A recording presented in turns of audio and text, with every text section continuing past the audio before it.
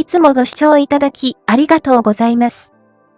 今回は、ウェイク、リアからのイオンを修理していきます。走行中、リアから、ボボボボというような何かが当たっているような音がします。ジャッキアップして、リア周りを確認します。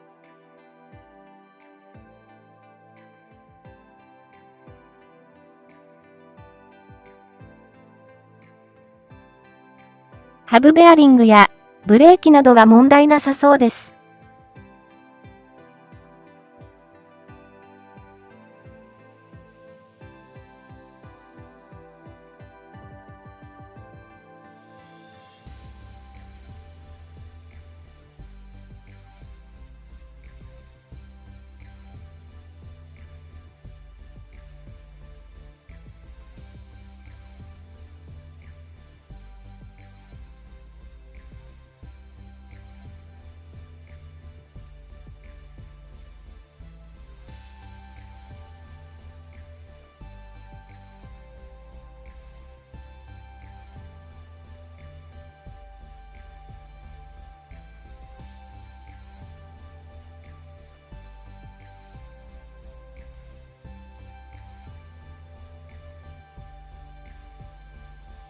いろいろ観察すると、マフラーが怪しくなってきました。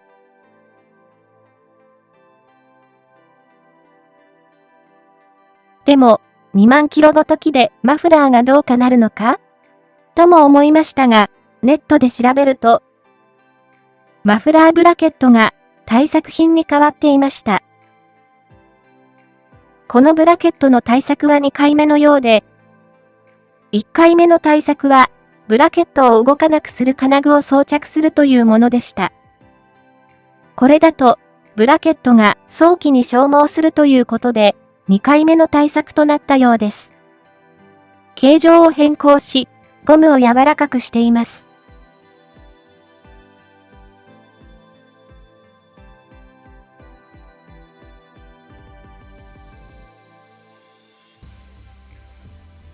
これに付け替えていきます。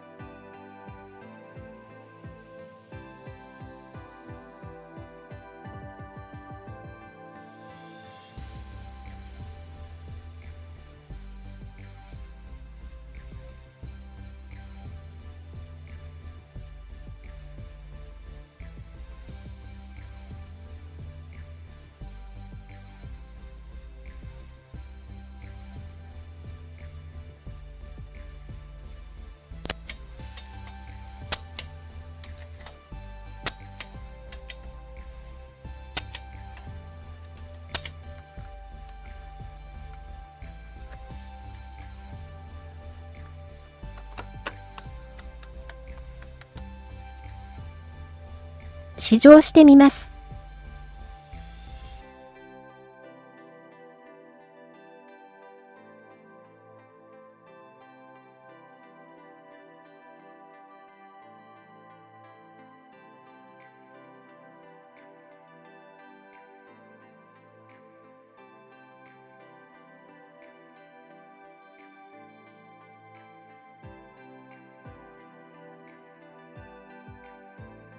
無音になりました。